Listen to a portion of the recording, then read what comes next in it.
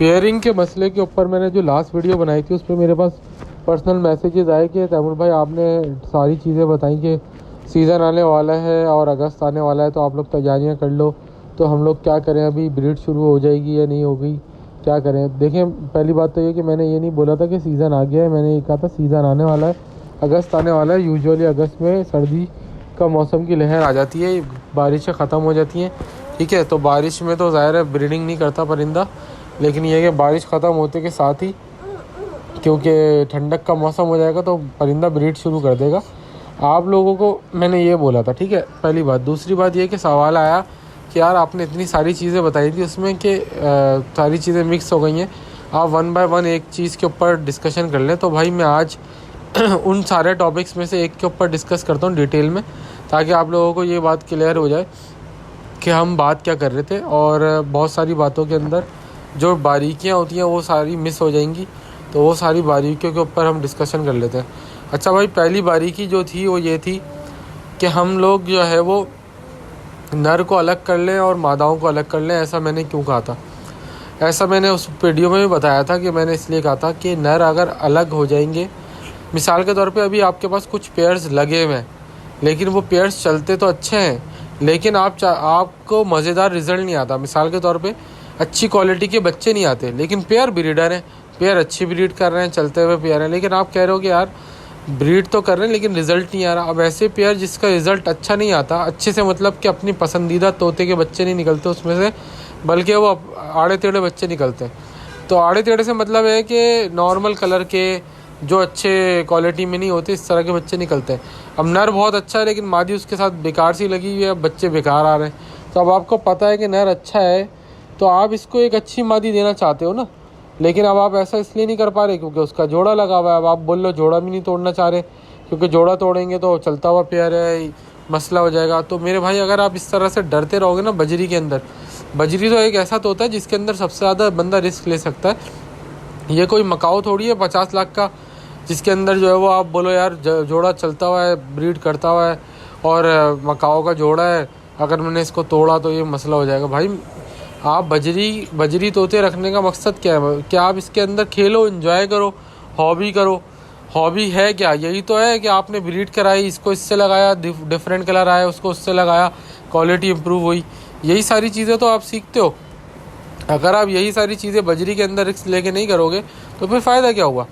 खैर, तो भाई आपके पास एक अच्छा सा नर है, मिसाल के तौर पे मुझे रेनबो पसंद है तो मैंने कहा रेनबो का अच्छा सा नर है, लेकिन मादी FBG की लगी हुई है या कोई और सी मादी लगी हुई है और बच्चे सारे FBG आ रहे हैं, तो इसका मतलब है कि नर तो अच्छा है लेकिन मादी के ख़राब होने की वजह से वो बच्चे FBG दे रहे हैं। अब वो बच्चे भले आगे चल करके काम ज़रूर आएंगे, लेकिन अभी तो रिज़ल्ट अच्छा नहीं आ रहा।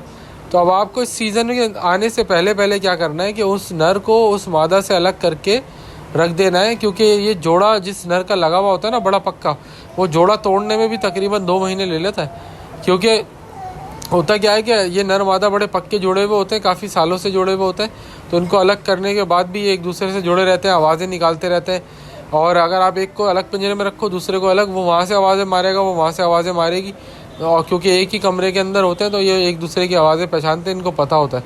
तो नर जो है वो भूल नहीं पाता अपनी मादा को। तो बहरहाल वो बड़ा टाइम लेता है इस चक्कर के अंदर। तो जब ये टाइम आपका लग जाएगा, वो नर भूल जाएगा अपनी मादा को, आप उसको या तो सारे नरों के साथ रखो, या फिर सबसे बेस्ट इस वक्त क्या है कि मैं आप लोगों को जो बोला था, आप सारे नरों को अलग एक एक केज में रख दो, या मादाओं को अलग अलग केज में रख दो और सारे नरों को एक साथ रख दो, ये भी कर सकते हो। तो आपके ऊपर है कि आप मादाओं को अलग अलग रख दो या नरों को अलग अलग रख दो। वैसे यूजुअली हम क्या करते हैं, जो अभी जैसे सीज़न आने वाला है तो अभी हम क्या करेंगे कि मटकियाँ लगा देंगे, या मटकियाँ लगाने से पहले अभी मटकियाँ नहीं लगाएंगे, सिर्फ मादाओं को अलग अलग खानों में छोड़ देंगे। अब क्या होगा कि जब मादाओं को अलग अलग खानों में छोड़ देंगे ना, अकेले खानों में, तो मादाएँ जो है वो अकेले रहने से ना थोड़ा गर्म हो जाएंगी और ब्रीड पे आने की कोशिश करेंगी। अब जब वो ब्रीड पे आने के लिए रेडी हो जाएंगी तो हम क्या करेंगे, एकदम 1 हफ्ते 10 दिन बाद 15 दिन बाद जब मादाएं हीट पे आना शुरू हो जाएंगी और बोलेंगी यार उनको अकेलापन फील होगा, तो हम अपनी पसंदीदा वाला जो नर मैंने आपसे अलग कराए थे ना सारे, वो नर में से कोई एक नर आप छोड़ोगे तो मादा फ़ौरन से उस नर को पकड़ लेगी। क्यों पकड़ लेगी? क्योंकि बजरी के अंदर ऐसा होता है कि अगर मादा अकेली हो या नर अकेला हो, दोनों को अगर अलग अलग रखो तो वो जब दोनों को साथ में रखो तो वो फ़ौरन जोड़ा लगा लेते हैं। तो ये टेक्निक है जो जोड़ा लगाने की होती है। तो ये टेक्निक आप अपना लो कि मादा को अलग रख दो, नर को अलग रख दो। अगर बिल्कुल ही अलग अलग खानों में रख दो तो बहुत ही अच्छी बात है, ताकि नर अलग पक जाए, मादा अलग पक जाए अकेले अकेले। जब उन दोनों को आप एकदम से साथ रखोगे तो क्या होगा कि वो नर और मादा आपस में एकदम से फ़ौरन जोड़ा लगा लेंगे। आप भले ये आजमा के भी देख सकते हो, ये हमने तो बहुत आजमाया है। कुछ तोते होते हैं जो ढीठ होते हैं, तो उनके ऊपर ये वाला फार्मूला काम नहीं करता, लेकिन अदरवाइज़ हर तोते के ऊपर ये वाला फार्मूला काम कर जाता है। तो जब आप मादाओं को या नरों को अलग अलग रख के एकदम से 10-15 दिन बाद साथ छोड़ते हो ना, तो उसको क्या होता है कि ये जोड़ा लग जाता है आपका। अच्छा, फिर जो है आपका जोड़ा लग जाएगा तो आपका ये वाला जो मैटर है वो क्लोज हो जाएगा, जोड़ा लगने वाला। और जोड़ा आप अपनी पसंद का जब लगाओगे तो आपको पता होगा कि यार टॉप क्वालिटी का नर लगाया है मैंने, टॉप क्वालिटी की मादी लगाई है, तो जो बच्चे आएंगे वो इंशाल्लाह टॉप क्वालिटी के ही आएंगे। तो ये सारी बात जो है वो डिटेल में डिस्कस करनी थी कि भाई अच्छा कुछ लोग इस वक्त परेशान हैं कि हमारे पास मादाएँ नहीं है। तो मेरे भाई ये जो मादाएँ ढूंढने का प्रोसेस है या नर ढूंढने का प्रोसेस है, ये अगर इतना आसान होता पेयरिंग करना, तो लोग पागल थोड़ी हैं जो वो इतनी खज्जल ख्वारियाँ कर रहे होते और अपने पट्टे तैयार कर रहे होते और अगले सीज़न के लिए। यही तो वजूहत होती हैं कि लोग अपने पट्टे तैयार करते हैं कि हमें किसी के पास ख्वार ना होना पड़े। मादाएँ रोक रहे होते हैं अपने घरों की, क्योंकि मादाएँ इसलिए रोक रहे होते हैं, मादाएँ मिलना मुश्किल हो जाता है, और जो 6-6, 7-7, 8-8 अंडे देने वाली मादाएँ होती हैं उनकी बेटियों को ख़ास तौर पे रोकते हैं लोग, ताकि उनको वही नस्ल चलती रहे। और नर तो फिर भी मिल जाते हैं, लेकिन मादाओं का मिलना मुश्किल होता है। तो अब मादाओं को ढूंढने का वही तरीका है भाई कि आप किसी अच्छे ब्रीडर से कांटेक्ट करो जिसके पास मादाएँ पड़ी हों, और वो ज़ाहिर है मुँह मांगे कीमत में देगा आपको मादाएँ। अच्छा, आपको मेरा मशवरा ये है कि कॉम्प्रोमाइज़ नहीं करना, ठीक है, और कॉम्प्रोमाइज़ करे बगैर अच्छी क्वालिटी की मादाएँ ढूंढो, अच्छी क्वालिटी की मादाएँ लगाओ। क्योंकि आप इस बात को समझो कि टाइम कीमती है, पैसा कीमती नहीं है। अगर आप टाइम को कीमती समझते हो, अगर आप पैसे को कीमती समझते हो, तो ये आपकी बेवकूफ़ी है। क्योंकि अगर आपने ख़राब मादा लगा दी अच्छे नर के साथ, वो आपका टाइम बर्बाद करके पूरा सीज़न बर्बाद कर देगी। आप 100, 500, 1000, 2000 बचाओगे एक मादा के ऊपर, लेकिन उससे जो 3-4 क्लच आएंगे, वो जो बच्चा आएगा बेकार, उसमें आपके 2-3 हज़ार रुपये, क्या उसमें आपके 20,000 रुपये ज़ाया हो चुके होंगे। तो मेरा मशवरा ये है भाई कि आप अगर अच्छा नर है, तो टॉप क्वालिटी का नर है, तो टॉप क्वालिटी की मादा ढूंढो और उसके साथ लगाओ, ताकि आपका पहला, दूसरा और तीसरा जब तीनों क्लच आएंगे ना, तो तीनों में टॉप क्वालिटी के बच्चे आएंगे। और जब वो बच्चे इंशाल्लाह मार्केट में बिकेंगे, तो वो जो आप 1000, 2000, 3000 बचा रहे थे ना एक मादा के ऊपर, वो 3000 रुपये आप ऊपर दे करके जो मादा लाए थे, उससे 30,000 रुपये कमा चुके होगे आप इंशाल्लाह अल्लाह के हुक्म से। तो भाई ये वाली चीज़ें आप ज़रूर कर लो, ठीक है। इसके अलावा क्या कहते हैं, मादाओं को मटकी देनी कब है, ये बात मैं अगले टॉपिक में बता दूंगा। अगर आप मादाओं को अभी, कुछ लोग एक बेवकूफ़ी ये कर देंगे इस वक्त कि तैमूर भाई ने बोला था मादाओं को अलग अलग रख दो, वो अलग अलग रख देंगे और मटकियाँ लगा देंगे और मादाएं हीट पे आके अंडे दे देंगी। जी हाँ भाई, मादाएं हीट पे आके अंडे दे देंगी बगैर नरों के, और वो जो अंडे देंगी उनमें बच्चे नहीं बनते। लोग समझते हैं कि लो भाई मादा ने अंडे दे दिए, हमारा बच्चा आने वाला है, तो भाई नर तो था ही नहीं उसके साथ, तो बच्चा कहाँ से बनेगा। तो मेरे भाई ये गलती नहीं करना।